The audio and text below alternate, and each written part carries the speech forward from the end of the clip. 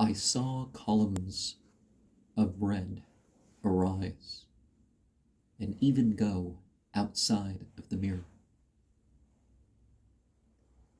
They started to move about with a ring that was like my lost summer ring, but this sun in the middle with the flame on each side ring was of iron.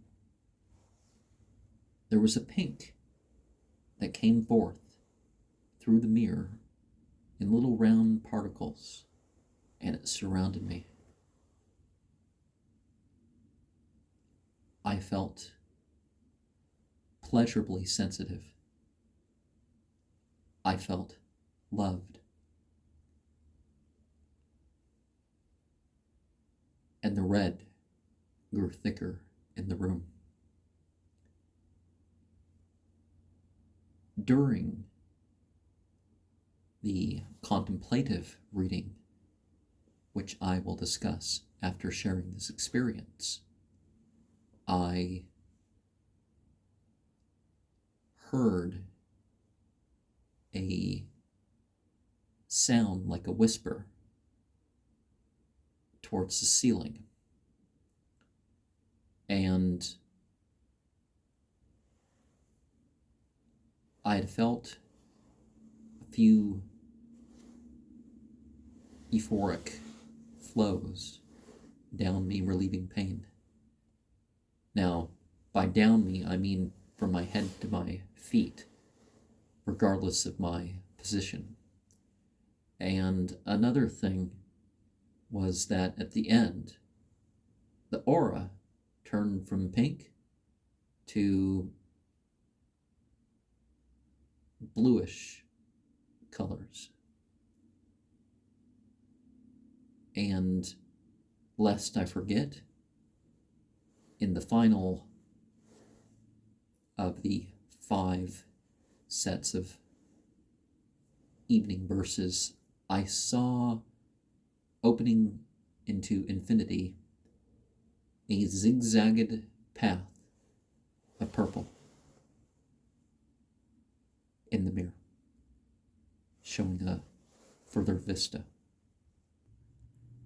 People have commented asking what I believe. And my content is a bit beyond that, but I will bounce some of that off of my reading here tonight. I would say that spirituality can be a part of every facet of life. But when things are transformed into mere geopolitics or something, then, problems start to arise. That it becomes a world of conflict and bringing about the end and all that sort of stuff. That's the problem. And the Philip K. Dick quote is very relevant in that our so-called progress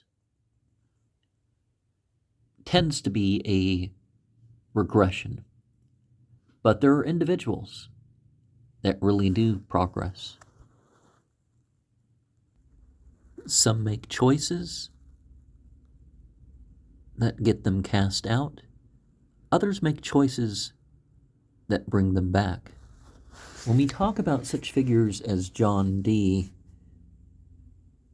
we need it, like some of the accounts of Buddhism, dismiss his view on spirituality itself. Yeah, they talk about meditation, all that, but nor should we turn Buddha or John Dee or whoever into a merely political figure and, they don't even have a contemplative side. Let's just dismiss that. That doesn't even matter. But it's more obvious that John Dee, because of the extent of the records, was a complete individual, an individual that had his hands in multiple things. From his earliest youth, he had an exceptional degree of education.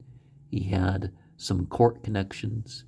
He was born in the age of conflict, and people are like, oh, popism, and it's like, but that's really what was replaced. And did they drive out the devil of the church? No, they just ended up splitting up the church into different factions where you still had something like a pope in most of them, right? But they didn't call it a pope. They didn't call it church fathers sometimes. They came up with other terms. But we see what happened with Zionism in particular is that it started as something secular, and it transformed people who were, more liberal. And by liberal, I don't mean the freedom, whatever. I mean that type of approach to religion, that they give up certain religious and family values, and, so people who weren't whatever. And then it became sort of a new National Socialist movement. One recognizes that National Socialist thing, where Judaism was the you know what I mean? Judaism was Israel was the nation, whether you were ever been to Israel or your ancestors were ever in that country or not, right?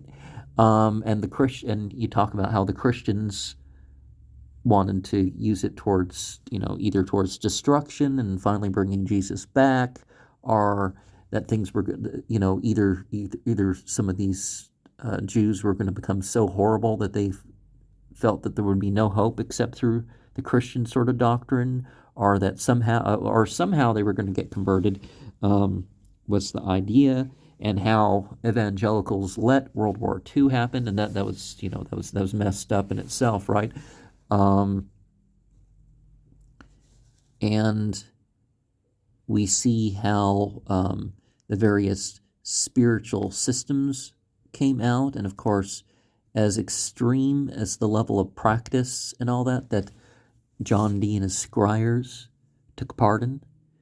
A person could say it's just a touch liberal compared to what people are used to, right?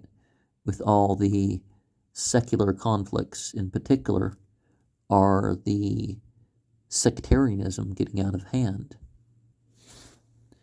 But most of the world, and even more as we progress, whether Christianity falls further or not, most of the world believes in what you would call angels. Now, that word can be a bit ambiguous, but there's Devis, Malaka, Ahura, Yazatas, whatever you want to call them.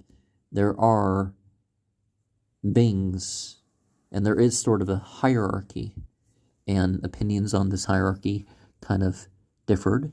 And John Dee wanted a true Kabbalah, so he knew there was some truth amongst all this stuff, and he saw himself as trying to have the sort of experience that he heard about in the scriptures and the grimoires and all this that you could have.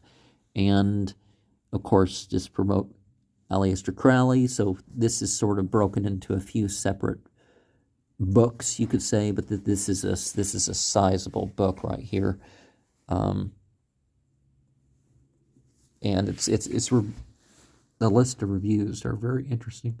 In a way, magic turns a person into what people consider a god, or does it?